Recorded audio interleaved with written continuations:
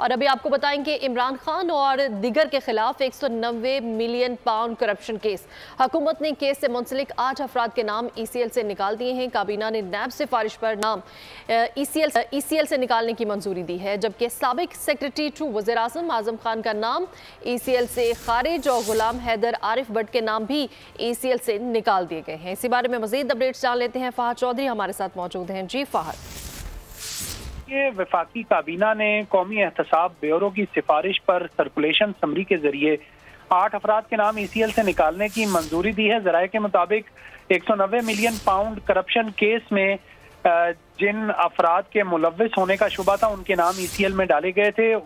जिन अफराद के नाम निकालने की मंजूरी दी गई है उनमें साबिक सेक्रेटरी टू वज़ीर आज़म आज़म खान का नाम शामिल है। इसके अलावा राजा मंजूर कियानी, आरिफ रहीम के नाम भी ECL से निकालने की मंजूरी दी गई है।